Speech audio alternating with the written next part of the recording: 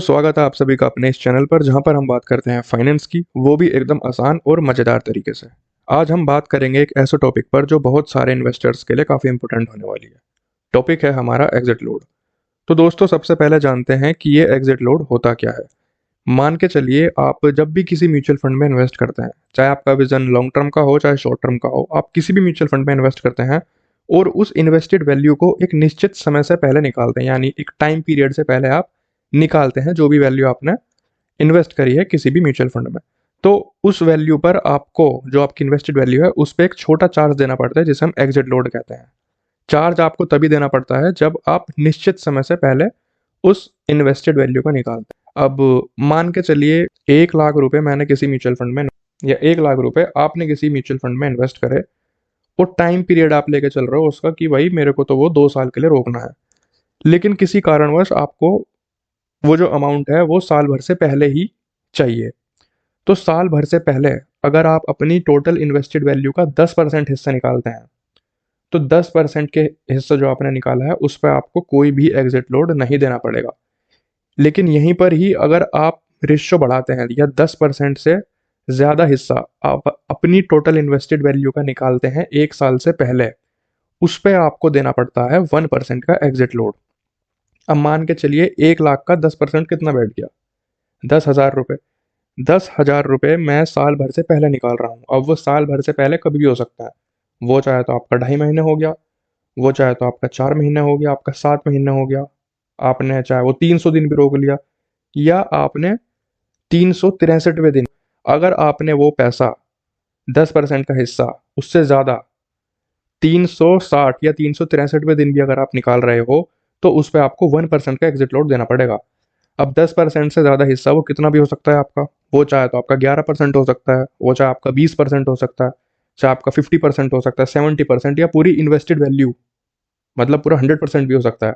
अगर आप साल भर से पहले निकालते हो तो 1% का एग्जिट लोड आपको उस पर देना पड़ेगा।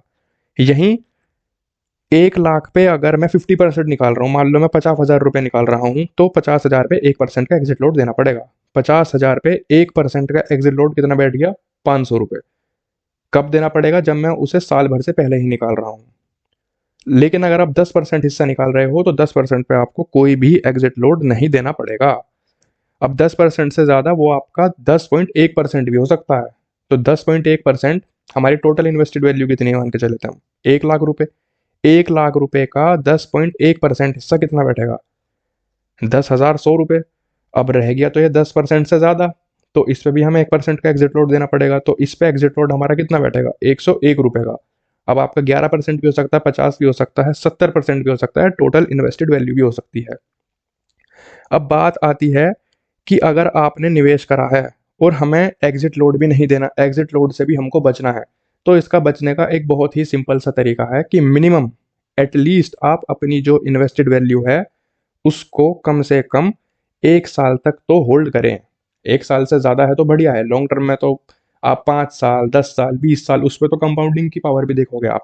लेकिन एग्जिट लोड से बचने के लिए मिनिमम कम से कम आपको अपने अमाउंट को, जो भी टोटल इन्वेस्टेड वैल्यू है, उसको 1 साल तक आपको होल्ड करना है।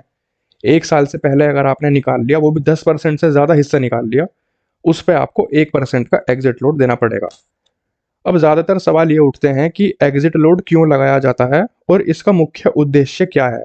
तो इसका मेन उद्देश्य जो है वो यही है कि जो भी हमारे इन्वेस्टर्स हैं उनको लंबे समय तक इन्वेस्ट करने के लिए प्रेरित करना, उनको प्रोत्साहित करना कि भाई आप अगर हमारे इस म्यूचुअल फंड में इन्वेस्ट कर रहे हो, वो म्यूचुअल फंड आपका small cap, mid cap, large cap, कोई सा भी हो सकता है, कि अगर आप इसमें, मान के चलो एक्सिस बैंक का एग्जांपल ले लिया, स्मॉल कैप म्यूचुअल फंड में आपने वैल्यू इन्वेस्ट करी 10 लाख रुपए, तो भाई जो बैंक वाला है जिसका वो म्यूचुअल फंड है, वो ये तो चाहेगा कि भाई आपने अगर यहाँ पे इन्वेस्ट करा है तो कम से कम आप लॉन्ग टर्म तो रुकिए यहाँ पे, कि भाई आपको रिटर्न परसेंटेज भी बढ़ेगा, कंपाउंडिंग की पावर भी उस पर दिखाई देगी। तो बस यही इसका मेन उद्देश्य है कि इन्वेस्टर्स को एक तरीके से मतलब आप मोटिवेट कर सकते हैं कि भाई लॉन्ग टर्म पोजीशन आप अपनी बना के रखो।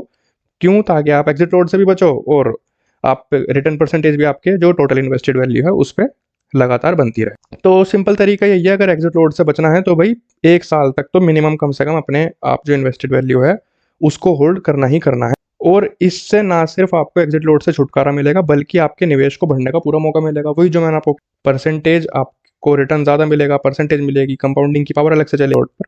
मैं उम्मीद करता हूँ कि बहुत ही सिंपल तरीके से मैंने आपको बता दिया है कि एग्जिट लोड होता क्या है। एक बार मैं फिर से रिपीट कर देता हूँ। कोई भी आप अपना एक फ्रेंडली अमाउंट लेकर चलो, चलो मान लो 5 लाख रुपए का आपने अमाउंट लिया, लेकिन अगर आपने जो आपकी इन्वेस्टेड वैल्यू है 5 लाख, वो आप साल भर से पहले अगर उसका 10% हिस्सा निकाल रहे हैं, यानी 5 लाख का 10% कितना हो गया, 50,000 रुपये, तो आपको कोई भी एग्जिट लोड नहीं देना पड़ेगा।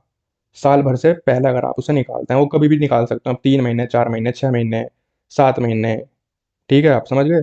और यहीं अगर आप 5 लाख जो आपकी टोटल इन्वेस्टेड वैल्यू है, उस पे आप 10% से ज़्यादा हिस्सा साल भर से पहले निकाल रहे हो। अब 10% से ज़्यादा वो कितना भी हो सकता है, 10.5% भी हो सकता है, 15% भी हो सकता है, 20% भी, 50% भी, या टोटल आपकी इन्वेस्टेड वैल्यू 100% भी हो सकती है।